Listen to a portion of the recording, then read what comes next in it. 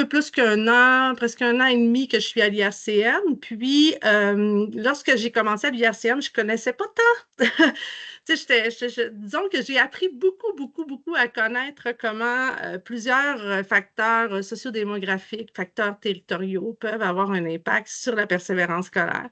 J'en apprends toujours de plus en plus. Puis aujourd'hui, j'avais envie de vous partager le portrait qu'on a réalisé dans la dernière année, mais aussi mes réflexions par rapport à tout ça, puis comment ça va avancer aussi, comment ça va évoluer, parce que ça va évoluer. Moi, j'ai des choses qui ont évolué dans ma tête, puis vous allez voir que je vais faire évoluer tout ça.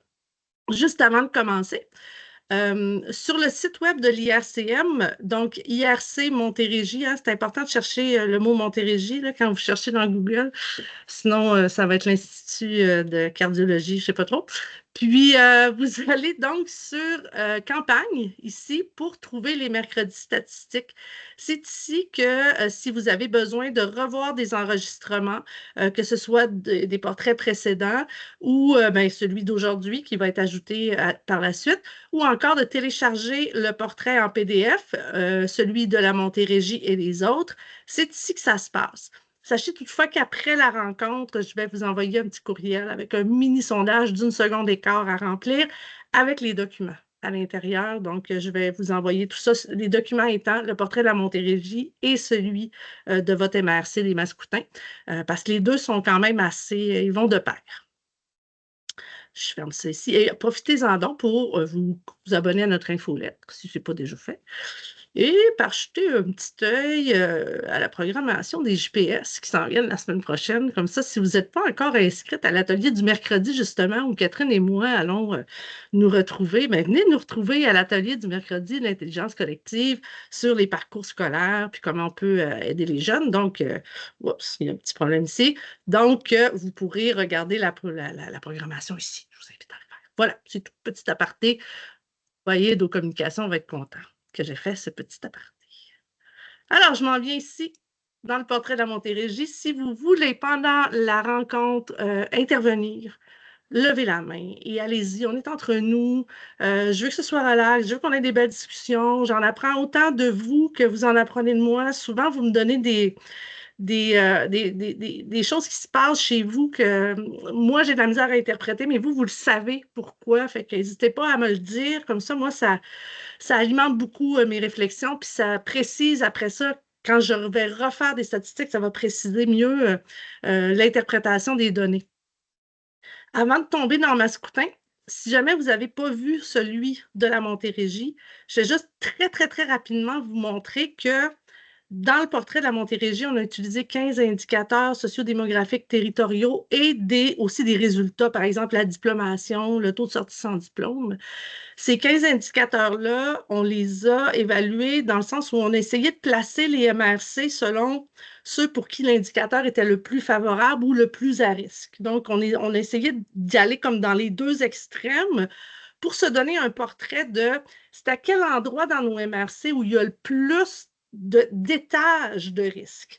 Hein, parce que c'est les étages de risque qui deviennent parfois plus problématiques plutôt qu'un seul risque en tant que tel. Par exemple, un étudiant qui a déménagé puis qui a emménagé récemment dans votre MRC, probablement qu'il n'y a pas de problème, il va s'intégrer, tout ça. Mais si en plus, il ne parle pas le français, si en plus, il vient d'une famille à faible revenu, si en plus, tout ça s'accumule, bien, ce jeune-là, tous ces éléments-là vont faire en sorte qu'il va être encore plus vulnérable, plus il va y avoir de facteurs. Ce que ça a donné à la fin, ça a donné une carte, puis ça c'est la Montérégie, là, vous prendrez le temps d'aller le voir, une carte du risque, hein, je dirais, ou des étages de risque en Montérégie. Et on voit ici que les Mascoutins, qui est comme en rose, vous êtes un peu dans le milieu. Il y a un seul facteur, le 14, qui est le taux d'élèves HDAA à la formation générale, qui est vraiment plus fort que partout en Montérégie. Sinon, les résultats des indices sont plutôt intermédiaires dans votre cas. Vous vous situez dans le milieu, mais ça ne veut pas dire qu'il n'y a pas de problème. Fait qu'on va regarder ça aujourd'hui, puis c'est pas comme ça qu'on le considère à l'IRCM, c'était juste pour évaluer les couches de là où c'était le plus, où il y avait le plus d'étages de risque. Mais là, on va regarder ces indicateurs-là ensemble pour que vous les compreniez et que vous compreniez comment identifier vos jeunes à étage. Donc, ceux qui ont plusieurs étages de risque, parce que vous en avez aussi, même si on regarde une moyenne, il y a juste le 14 là, qui est plus que dans le reste des autres MRC. C'est compris pour ça? On se lance dans Mascoutin? Excellent. Donc, on a ici les 15 mêmes indicateurs et ce que j'ai fait, c'est que j'ai voulu vous montrer, tu sais, quand je vous dis où vous vous situez par rapport aux autres MRC, simplement pour votre connaissance personnelle, ce n'est pas un bulletin, ce n'est pas parce qu'il n'y a pas de meilleur, il n'y a pas de moins bon. Ce sont des indicateurs pour la plupart sur lesquels vous n'avez aucun contrôle. C'est simplement qu'il faut en être conscient de ça, OK, de ces indicateurs-là. Alors, vous allez avoir toujours cette petite échelle-là qui vous donne votre rang absolu là, en termes de risque. Et on a aussi classé ça en rang centile, donc ce qui nous permettait de vraiment d'évaluer les extrêmes. Donc, c'était les MRC qui étaient dans les 0 à 20 centiles ou les 80 à 100 centiles. Donc, c'est là qu'on évaluait les extrêmes. Les autres, on considère des valeurs intermédiaires, mais c'est pas, comme on dit, ça ne veut pas dire que c'est intermédiaire, que c'est facile, et ça ne veut pas dire que c'est vert, que c'est facile. OK? Ça veut juste dire que c'est moins pire. Voilà. Alors, vous êtes ici, donc mon beau F ici, on a mis ça en ordre de population. Donc, vous êtes la 6e MRC de la Montérégie en termes de population, avec 89 000 habitants en 2021, et ça avait augmenté dans les 5 années précédentes de 2,6 %, ce qui est un taux assez bas d'augmentation de population en Montérégie. Donc, je ne sais pas dans les dernières années si ça augmenté, puis j'ai l'impression que oui, parce qu'il y a beaucoup de monde qui sont sortis de Montréal, puis que vous êtes une MRC quand même attrayante, je dirais, là, pour les Montréalais, là, je ne sais pas, Saint-Hyacinthe, tout ça, il y a comme de quoi de connu dans votre coin. Fait que probablement qu'il y a eu un boom récemment. La seule chose dont il faut se rappeler, c'est que s'il y a un boom, il y a plus de monde à servir, donc c'est plus difficile. Hein? C'est plus difficile pour vous, puis c'est plus difficile pour les gens aussi d'obtenir les services quand il y a beaucoup plus de monde. Puis il n'y a pas plus d'argent. Fait que, tu sais, c'est ça, là, c'est juste en être conscient, puis écoutez, trouver des solutions à ça. Moi, comment je dirais ça, je ne me mettrai pas à trouver vos solutions parce que c'est ensemble que vous allez le faire sur vos territoires, mais la hausse de population, ça peut avoir un impact sur vous. Je vais parler de densité de population aussi, puis je pense que dans la MRC des Mascoutins, c'est assez... c'est très typique, là, mais genre gros cœur, là, puis bien du rural autour, là, qui fait que les gens qui sont au centre, dans le coin de Saint-Hyacinthe, justement, sont relativement bien desservis, le transport en commun, les services, etc.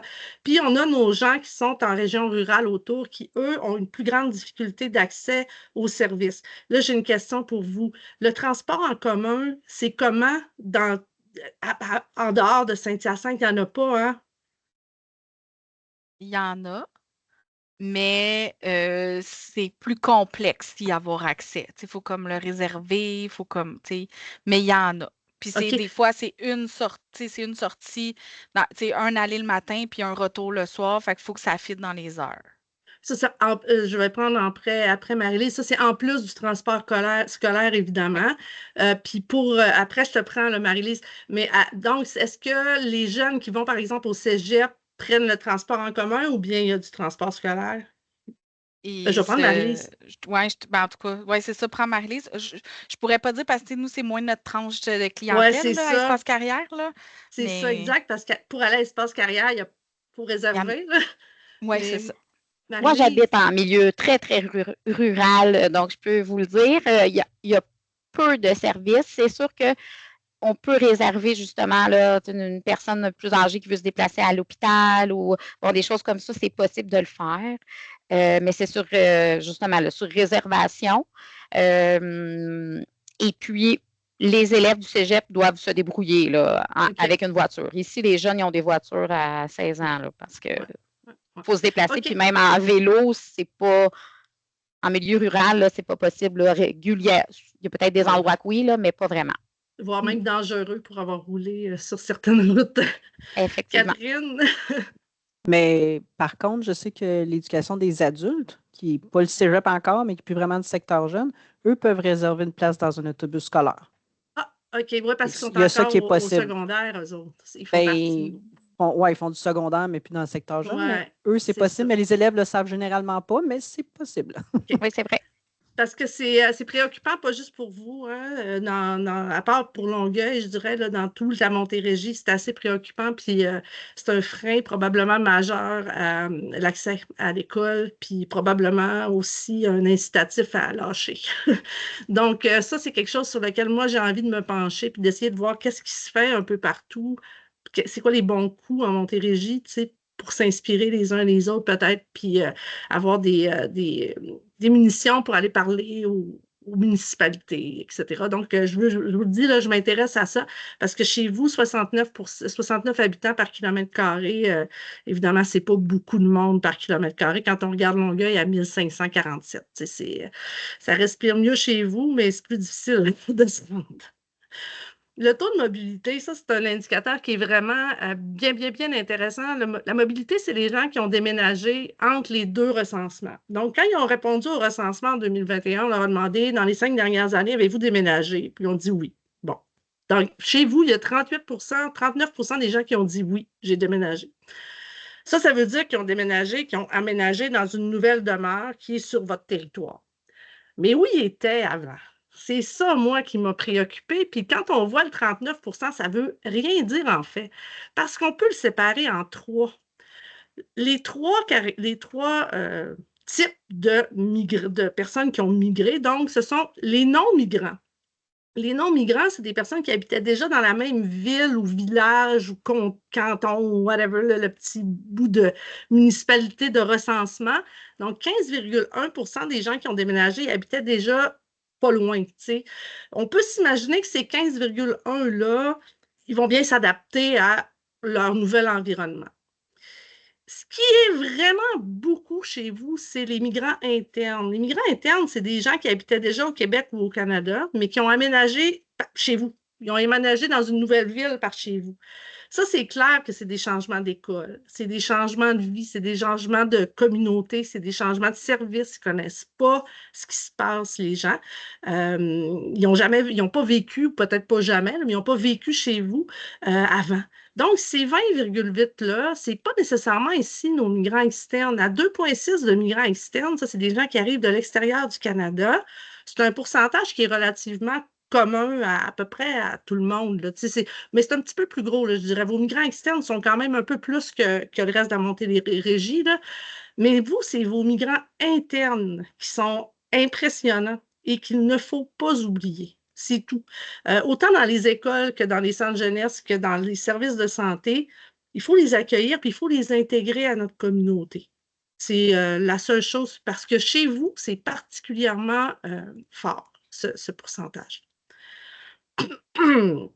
C'est le c'est le deuxième plus élevé en Montérégie.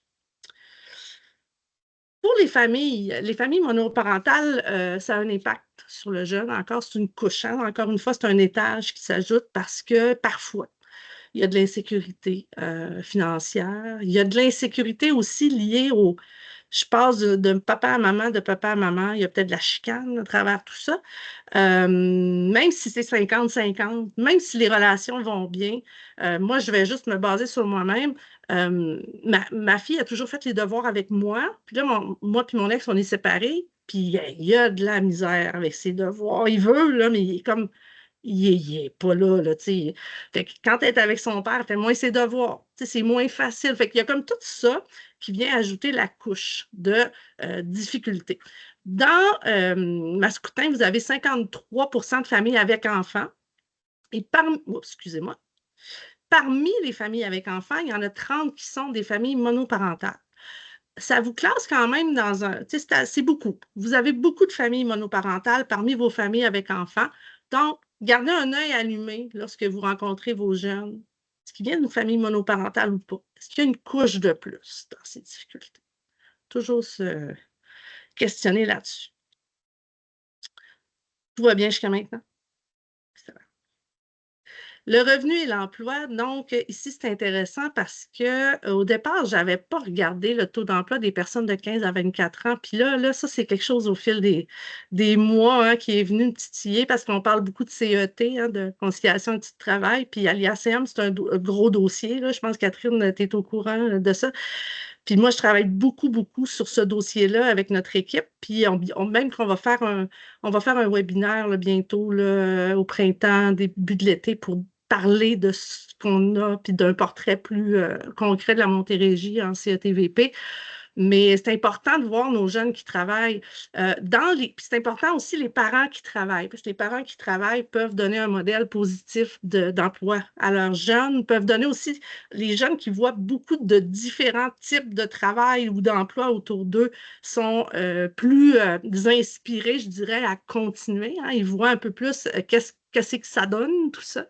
Alors, chez vous, vous avez un taux d'emploi, encore une fois, qui est dans les mesures intermédiaires parmi la Montérégie.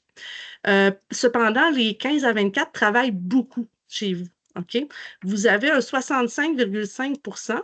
C'est parmi les plus élevés de la Montérégie, donc votre taux de 15 à 24. Ici, on parle de ceux qui vont à l'école et ceux qui n'y vont pas. Donc, c'est tout le monde, là, peu importe qui aille à l'école ou pas. Ça, c'est quelque chose sur lequel je vais avoir des données plus précises, là, justement, quand on va en parler plus tard. Le travail chez les jeunes devient problématique s'ils sont à l'école à partir du moment où ils travaillent trop d'heures. Donc, pour les jeunes du secondaire, c'est après 15 heures par semaine que ça commence à affecter plus la persévérance scolaire. Et et tout ce qui n'est pas la formation générale des jeunes, là, tout le reste, là, incluant cégep, université, c'est 20 heures par semaine et plus qu'il ne faudrait pas dépasser pour limiter les conséquences sur la persévérance scolaire. Donc, ça, c'est des choses sur lesquelles on va vous informer encore plus dans les prochains mois, mais c'est super intéressant parce que l'emploi, c'est sûr que ça peut avoir un impact très positif sur le jeune, même s'il va à l'école, hein, autonomie, responsabilisation, connaissance du marché du travail. Il y a plein d'aspects positifs, mais il y a beaucoup d'anxiété, de performance, etc., qui est lié à ça. Donc, ça, on va vous informer un peu plus tard sur ça. Pour ce qui est du faible revenu, vous êtes parmi, encore une fois, les données intermédiaires, mais le faible revenu, encore une fois, peut avoir un impact et s'ajouter aux étages de risque parce que ça crée de l'insécurité, mais aussi parce que le jeune n'a pas nécessairement accès à une panoplie d'activités. Disons, à l'extérieur avec sa famille. Il n'ira peut-être pas autant en voyage, il n'ira peut-être pas au restaurant ou dans des activités qui pourraient lui faire expérimenter la vie. Donc, c'est sûr que les familles, devenir d'une famille, puis il n'y aura peut-être pas non plus eu ce qu'il lui fallait pour développer toutes ses compétences. On va voir, on va parler de vulnérabilité là, tout à l'heure. Donc, c'est à surveiller le faible revenu des familles. Vous êtes complètement au centre ici là, de toutes les MRC, mais c'est là quand même. Hein? Bon, ici, quand on parle de niveau de scolarité, on parle de niveau de scolarité le plus élevé obtenu par les adultes. En fait, les adultes, c'est les 25-64 de la MRC des Mascoutins. Je vais vous les montrer ici comme ça. Alors, ce qui nous intéresse ou qui est le plus, je dirais, à risque, dans le fond, c'est les personnes qui n'ont aucun certificat, diplôme ou grade. Donc, les parents de nos jeunes qui n'ont pas de diplôme vont évidemment être moins enclins à donner une vision positive de l'école, puis ils vont peut-être être plus enclins à ne pas encourager ou même voire à décourager le jeune de poursuivre ses études. C'est quand même un gros, c'est un gros montant, un gros pourcentage. Là, vous vous situez ici là, parmi les autres MRC, mais comme on voit, c'est quand même beaucoup plus que la Montérégie et le Québec. Et à contrario, les diplômes universitaires, c'est beaucoup plus bas que dans le reste de la Montérégie et au Québec. On voit, j'ai séparé ici les diplômes d'études secondaires, je les séparé en deux pour montrer le secondaire 5, le général, puis la formation professionnelle ici, puis on voit là, votre immense pourcentage, 25 % des personnes de 25 à 64 ans chez vous ont un diplôme de formation professionnelle. Puis, tu sais, je me dis que si c'est sûrement beaucoup de parents de nos jeunes, fait que, tu sais, il faut miser sur ces parents-là parce que la formation professionnelle, c'est souvent une belle solution pour des jeunes qui n'ont pas nécessairement envie de continuer. Puis, donc, peut-être une belle valorisation de la formation professionnelle pour leur permettre à tout le moins de continuer. Puis, voir après, on ne sait pas s'il n'y a pas autre chose qui pourrait les intéresser pour plus tard avoir, même se rendre à l'université, là, parce qu'il y a toutes sortes de chemins possibles. Mais il y a quelque chose à faire avec ces personnes-là ici, de ce 25 %-là, pour les garder, vos jeunes, et les faire continuer. Donc, ce qui est préoccupant avec le fait qu'il y ait moins de diplômes universitaires, c'est qu'il y a quand même des emplois à combler, hein, qui sont des emplois qui demandent un niveau universitaire. Fait que ça en prend. Fait que, tu sais, il faut valoriser tous les niveaux, tout en respectant évidemment le parcours du jeune, puis son désir de vie, puis mais c'est ça peut devenir problématique pour combler différents postes ici. Donc, voilà.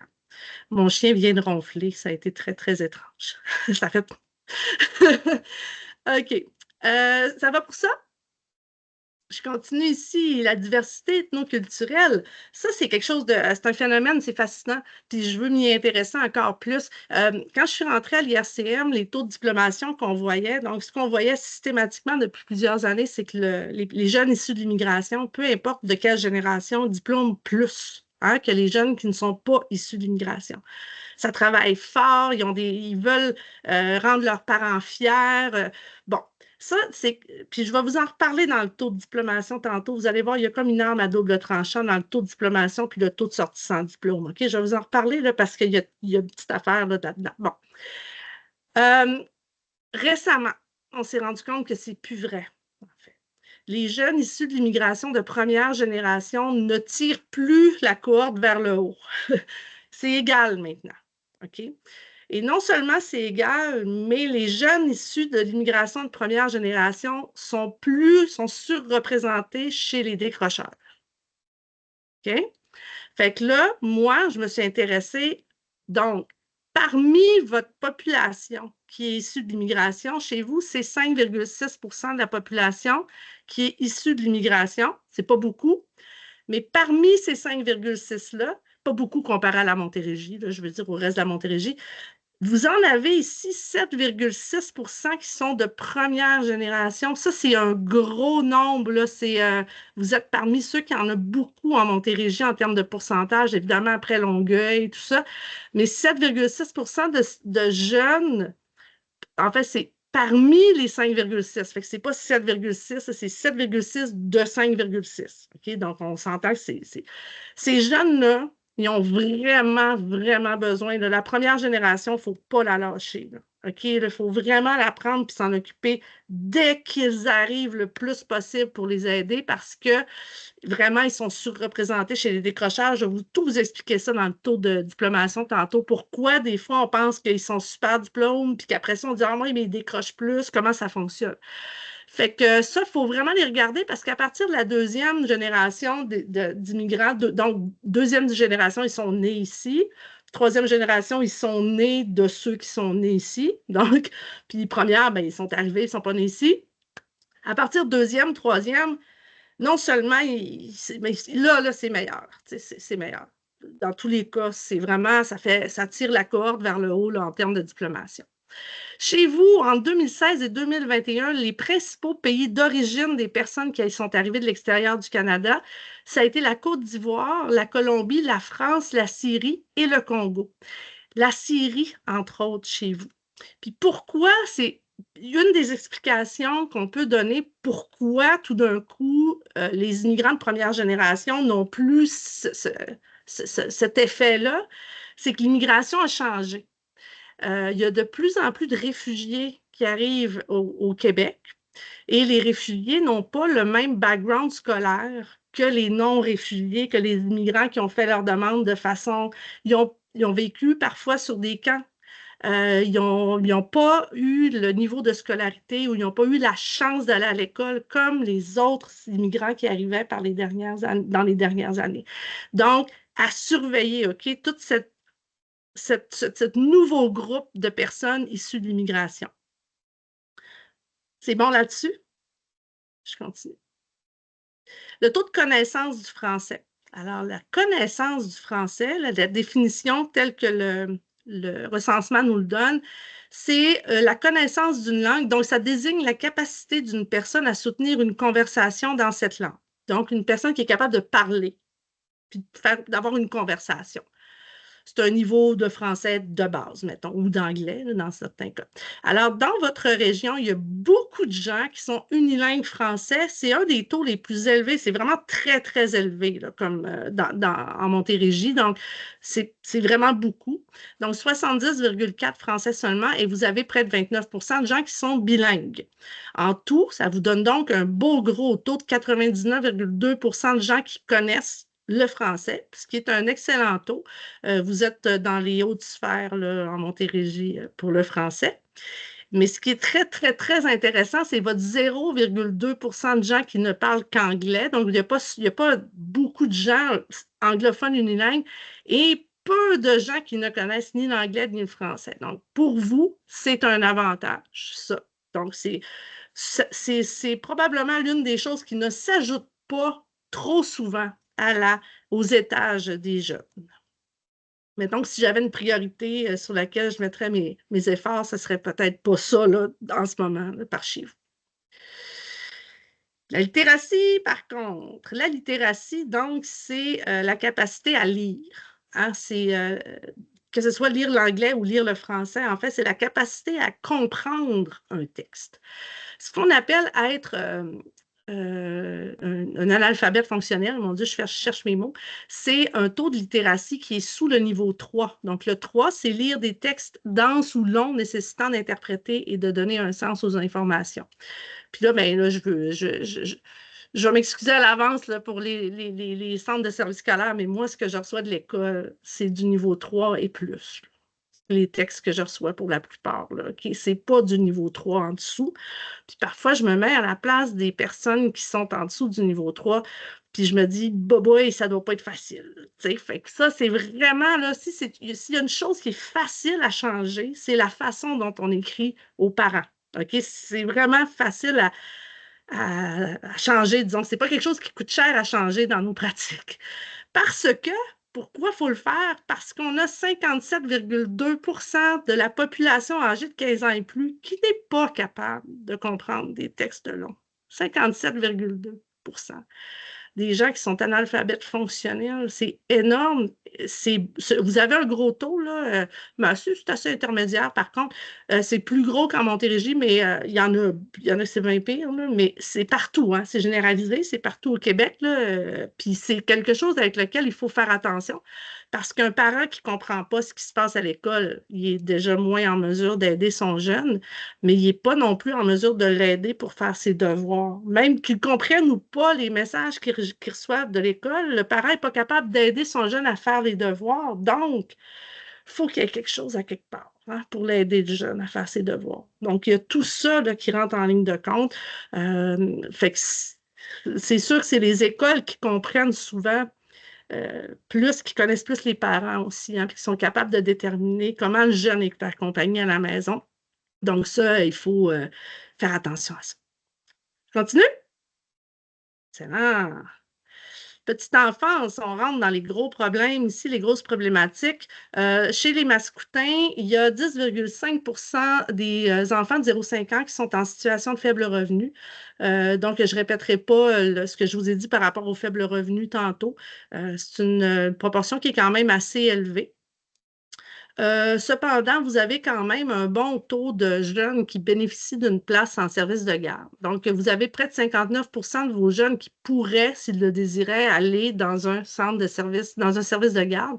C'est 67 en Montérégie. Vous êtes complètement là, central, encore une fois, ici, là, en termes de place parmi les vôtres.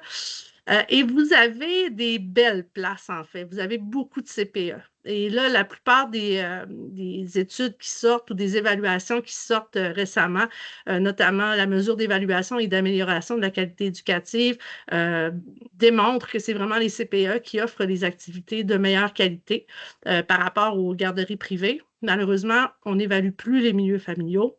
c'est un gros manque actuellement qui est connu et qui est pas... En tout cas, il y a beaucoup de gens qui ne sont pas super heureux de ça, qu'on n'évalue pas les milieux familiaux, parce qu'en plus, vous en avez beaucoup. Mais misez beaucoup sur vos CPE. Puis pour les autres, ben, c'est sûr que ça prend de l'accompagnement parce qu'un enfant qui ne va pas en CPE, parfois, pas toujours, mais parfois peut ne pas avoir eu la stimulation qu'il aurait pu avoir n'eût été d'une place en CPE. Donc, voilà. C'est bon pour ça. Et là, on rentre dans notre belle vulnérabilité. Je laisse regarder ça 2 petites secondes pendant que, je m'excuse, désolée, hein, les petits virus qui courent. La vulnérabilité, je pense que vous êtes tous un peu au courant des études de l'ECDEM, donc l'enquête québécoise sur... attends, je ne sais jamais par cœur, là. Je vais le dire. L'enquête québécoise sur le développement des enfants à la maternelle. Donc, ça, c'est une enquête qui a lieu à tous les 5 ans. Ce sont donc les enseignants de maternelle 5 ans qui remplissent un questionnaire qui est normé, c'est-à-dire que c'est le même questionnaire pour tous les enseignants du Québec. C'est tous les enseignants du Québec qui reçoivent le formulaire et qui évaluent leurs enfants. Et on voit que, et là, c'est pas juste les mascoutins, c'est partout. La vulnérabilité. La vulnérabilité, c'est les 10% d'enfants dans une classe qui n'ont pas ce qui est souhaitable d'avoir par rapport aux jeunes. Il y a comme des critères, là, puis c'est le 10% des enfants dans chaque classe qui ne réussissent pas à démontrer qu'ils ont atteint les critères, entre guillemets, de santé physique, bien-être, compétences sociales, maturité affective, développement cognitif et langagier et habilité de communication et connaissance générale. Chez vous, dans au moins un domaine de développement, il y a 29% des enfants qui ont au moins un domaine.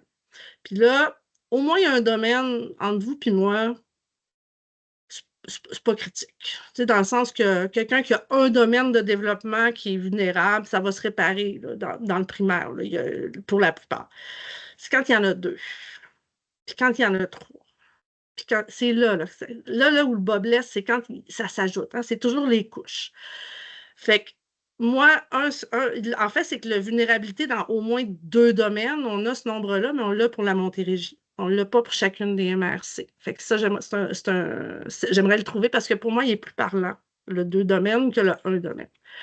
Je peux vous dire, par contre, que santé physique et bien-être et compétences sociales, vous avez des taux qui sont vraiment beaucoup plus élevés que le reste de la Montérégie.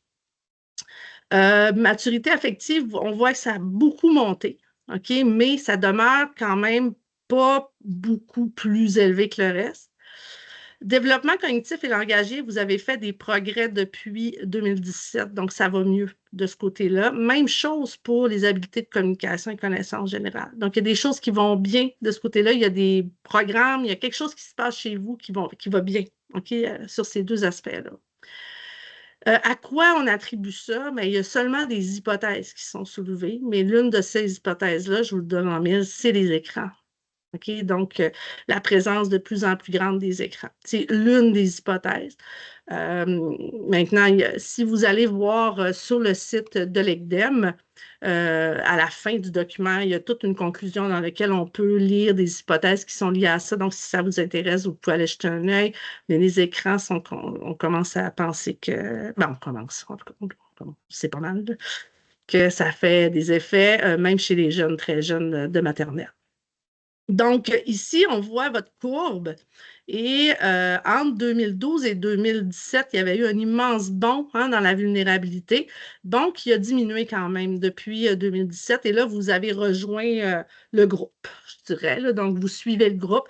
Maintenant, ce sera à voir dans les prochaines années comment tout ça va évoluer. Hein, on ne le sait pas, c'est tellement chaotique en ce moment que impossible de voir une tendance, en tout cas, surtout pas dans la vôtre. On voit une tendance à la hausse un peu partout, mais chez vous, ce n'est pas évident de voir une tendance.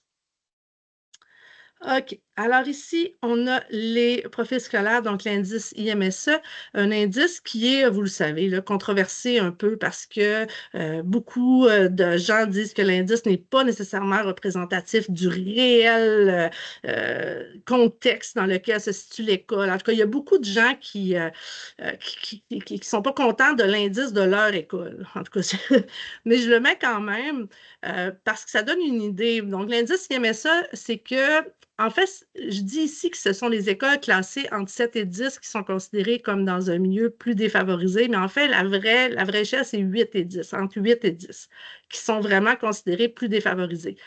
Et comment ils considèrent ça? C'est qu'ils regardent les élèves dans une école pour lesquels la mère n'a pas de diplôme, certificat ou grade. Ça compte pour le 2/3 du poids. Donc, cet indice-là considère que la mère a une importance capitale dans l'influence qu'elle a sur son enfant. Et le 1/3 du poids de l'indice, c'est est-ce que les parents ont un emploi? Donc, pendant le recensement, est-ce que les parents avaient un emploi? Et ça donne un indice qui va, et là, ils prennent tous les enfants de l'école, et là, finalement, il y a un indice qui est pour l'école. Donc, je vous dis 8 et 10, c'est les écoles défavorisées, mais le gouvernement a décidé que le 7 rentrait aussi là-dedans parce qu'on a comparé, je dirais, les parcours des jeunes, puis on s'est rendu compte que ceux qui étaient à 7, il y avait des résultats pas meilleurs que les écoles qui étaient à 8. Donc, ils ont rentré et il y a des mesures supplémentaires qui sont accordées aux écoles qui sont entre 7 et 10. Qu'est-ce qui peut devenir déplorable? C'est que si, par exemple, une année, votre indice change, puis vous tombez de 7 à 6, bien, vous n'avez plus vos mesures d'aide. Fait que les services que vous donniez pour que ça aille mieux, parce pour vous, le fait que ça change un peu, ben, si vous les avez plus. Fait que c'est pas le fun non plus. Fait qu'il y a comme toute une affaire, en tout cas. Mais bon, il y a des écoles qui ont plus d'aide et dans les Mascoutins, chez les Mascoutins, c'est 48,2 des écoles primaires, donc ça représente 46 des élèves. Et au secondaire, c'est 78 des écoles qui représentent 80 des élèves. Donc, il y a quand même beaucoup d'élèves en situation de précarité chez vous, en fait, dans les écoles qui sont dans des milieux défavorisés. Mais ces écoles-là, ils ont plus d'aide, donc du gouvernement. On voit qu'il n'y a pas rien chez les Anglais. Il n'y a pas d'école anglophone par chez vous. C'est ça. Okay, je me trompe pas. C'est ça. Donc, il n'y a pas d'indice chez anglophone, francophone. Donc, chez vous, c'est français. Votre beau taux d'élèves HDA, donc élèves HDA, donc les élèves qui sont en situation de handicap, difficulté d'adaptation d'apprentissage, 30,1 chez vous de vos classes donc sont composés d'élèves HDA. Puis, tu sais, on peut penser que ça, c'est les jeunes qui sont diagnostiqués. Là. Fait qu'on peut penser que c'est plus que ça, là, parce qu'il y en a quand même plusieurs qui ne sont pas diagnostiqués. Puis quand il y a un fort taux de familles à faible revenu, on peut penser qu'il y en a encore plus. Donc, on peut penser que c'est plus que 30,1. Pourquoi c'est important de le savoir que ça? C'est parce que, ben, moi, à la fin, lorsqu'on arrive au taux de diplomation, les élèves HDA, les autres, ils font baisser vraiment beaucoup. Hein, le taux de diplomation, ils diplôment moins les jeunes dans un délai de 7 ans. Donc, c'est important de comprendre à quel point il y en a beaucoup. Donc, c'est certain qu'il y a des efforts supplémentaires à faire pour vous parce qu'il y en a beaucoup. Je ne sais pas comment l'exprimer, mais je suis certaine que le centre de service scolaire est au courant de ça, là, mais c'est beaucoup. Vous en avez vraiment beaucoup.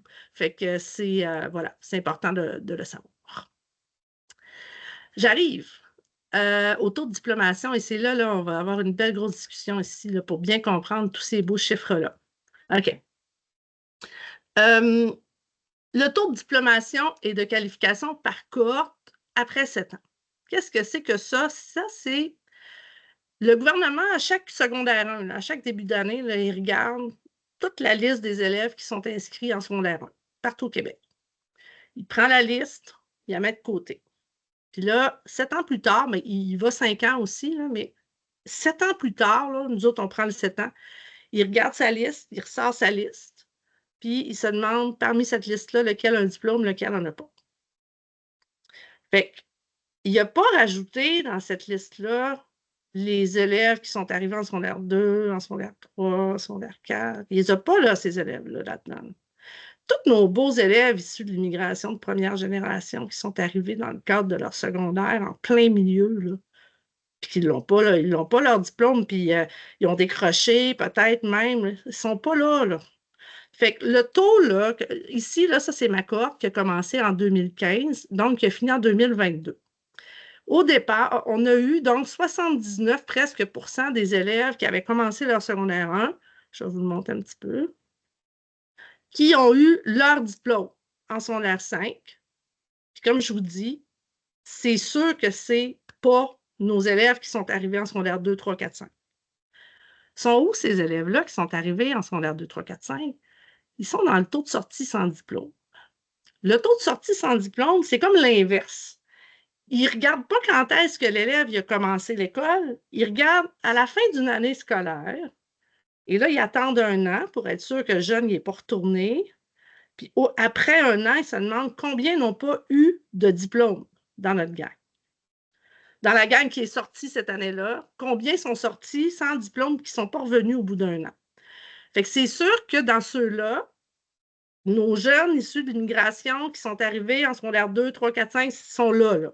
Okay? Ils sont dans ce taux-là. Donc, ce 16,6 %-là, c'est ici que je dis que les personnes issues de l'immigration de première génération sont surreprésentées. Okay? Il y en a plus ici, là. OK? C'est là. Pas ici. Pourquoi? Bien, ici, c'est égal. Parce que ceux qui sont issus de l'immigration de première génération, ils ont fait peut-être leur 5e année, 6e année. Là, ils ont commencé leur secondaire 1. Puis là, ils ont eu tout leur secondaire pour se familiariser avec la langue, avec les façons de faire, etc. Fait que peut-être qu'eux autres, ils se sont rendus. Hein, ceux qui avaient commencé en secondaire 1, peut-être qu'ils ont diplômé eux autres. Mais ceux qui arrivent plus tard dans l'année, là, en milieu de secondaire, il faut vraiment faire attention parce que là, on les mesure mal. Puis c'est plus difficile pour eux. C'est vraiment plus difficile, surtout maintenant, parce qu'ils n'ont pas le passé d'études que d'autres immigrants avaient avant. Dans le cas des Mascoutés, si on regarde la cohorte de 2000, là, je vais vous dire aussi, ces chiffres-là, vous allez voir, là, CSS, là, je ne serai pas long, Catherine, je vais te prendre, ce n'est pas les mêmes chiffres que vos centres de services scolaires. Pourquoi? Parce que nous, on fait transformer les chiffres pour les avoir par MRC. Donc, ce n'est pas les chiffres par école, ce sont les chiffres par adresse d'élèves. Donc, là, c'est le nombre d'élèves qui habitent, dont l'adresse principale est dans votre MRC, combien ont diplômé. Peu importe, ça se pourrait même qu'il y ait une école dans une autre MRC à côté, mais c'est votre jeune, il habite dans votre communauté, donc c'est ça le taux de diplomation ici de vos jeunes. OK? Catherine? Oui, ça répond à une de mes questions. On a beaucoup d'élèves hors territoire dans l'école où je travaille. OK. Mais mon autre question, c'est une question méthodologique que je vous pose parce que vous en avez parlé. Pourquoi le taux 7 ans et pourquoi pas 8 ans? Puis je m'explique, les EHTA peuvent aller jusqu'à 21 ans à l'école, puis là, ça arrête à 20 ans. Puis ça fait comme longtemps que je me pose la question, puis là, j'ai dit, hey, quelqu'un qui peut poser la question. Catherine, là, vous venez de me faire plaisir, là, parce que je me creuse la tête depuis une couple de semaines parce que je vais vous montrer quelque chose. Normalement, dans un monde à peu près normal, le taux de sortie sans diplôme, ça ressemble beaucoup à la différence entre 100 puis le taux de diplomation ici. C'est pas pareil, c'est pas égal, mais souvent, ça ressemble. T'sais, on va être à 80-20 ou 78-18, on va être proche. Mais il y a des moments où c'est pas ça, où on n'a pas de concordance entre les deux. Puis vous en êtes une où il manque un petit peu de concordance, puis il y en a d'autres. La semaine passée, Jardine Lapierreville, je pense. Écoutez, c'était comme, mon Dieu, ça n'avait aucun sens. Et là, je me cassais la tête, puis là, je pense que vous venez de me dire, là, c'est que je me suis dit, ils doivent les garder, ils doivent être assez bons qu'ils les gardent à l'école, mais ils ne finissent pas en 7 ans, ils finissent en 8 ans. Puis là, c'est ça que vous venez de me dire dans le fond. Puis moi, c'est choquant parce que votre taux de diplomation, en réalité, il est bien plus haut que ça. Surtout, là, c'est lesquels vous m'avez dit qui restent à l'école jusqu'à 21 ans? les élèves qui ont une vraie cote H, mettons un TSA qui a un diagnostic de TSA, peuvent rester à l'école au secteur jeune jusqu'à 21 ans. Puis nous, dans notre centre de service, on a une école spécialisée qui en a beaucoup des élèves qui ont 19, 20, 21 ans parce qu'ils ont droit au secteur jeune jusqu'à 21 ans. Voilà. Je trouve ça, écoutez, ça répond. Puis en plus, vous en avez 30% de vos jeunes qui sont à HDA. Tu sais, ça répond tellement là, à une interrogation que j'avais. Donc, moi, je peux rien parce que c'est le gouvernement qui fait. Il y a 5 ans, 7 ans, puis je pense pas qu'il y a plus loin. Mais ça explique des choses. Puis moi, ça va me permettre de nuancer beaucoup, beaucoup mes explications, ce que vous me dites là, parce que ça me donne vraiment de votre expérience terrain. J'avais senti que c'était probablement que quand il y a une grosse différence entre...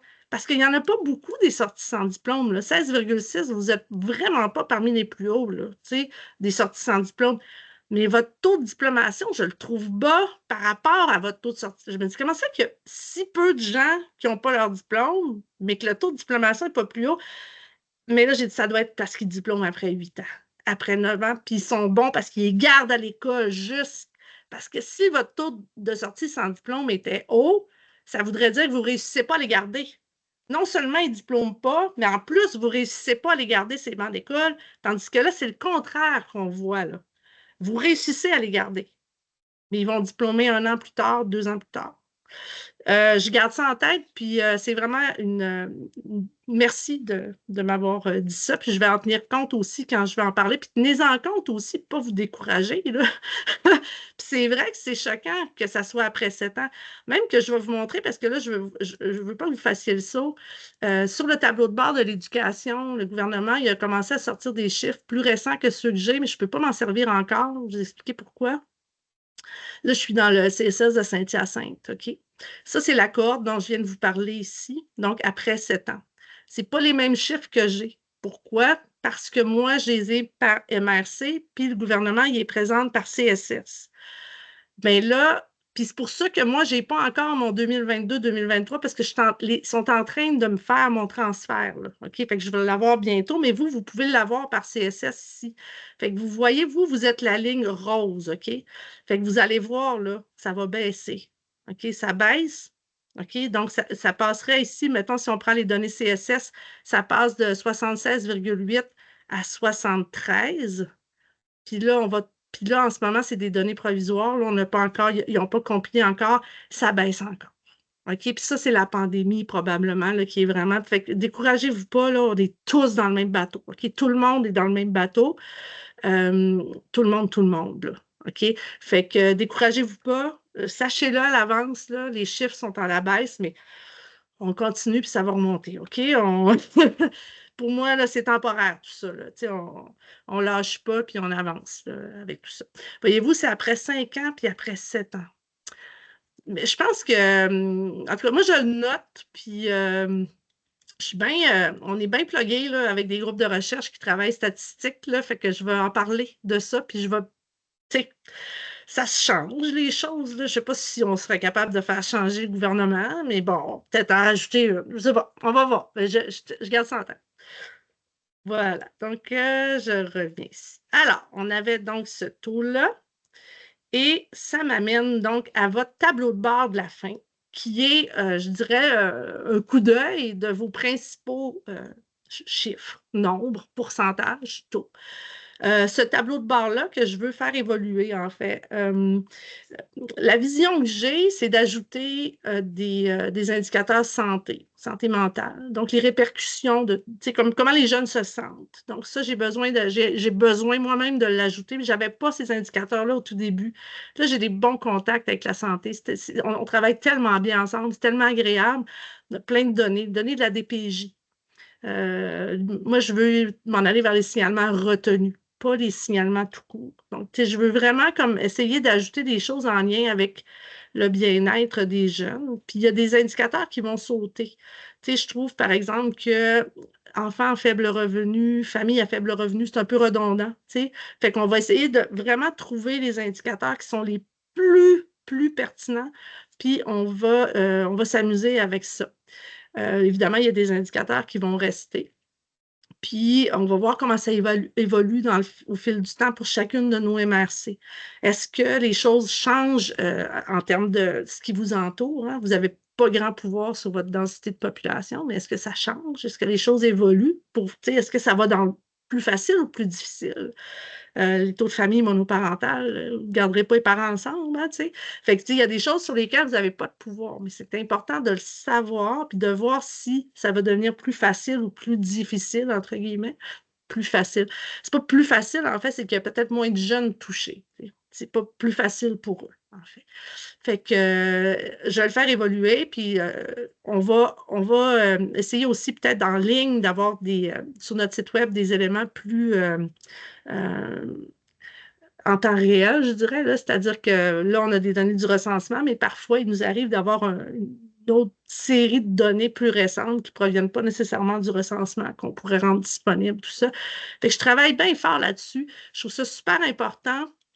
On y va par MRC, hein, j'en ai pas parlé, on y va par MRC parce que on considère que le territoire MRC, c'est celui qui permet que personne puis tout le monde se sente concerné.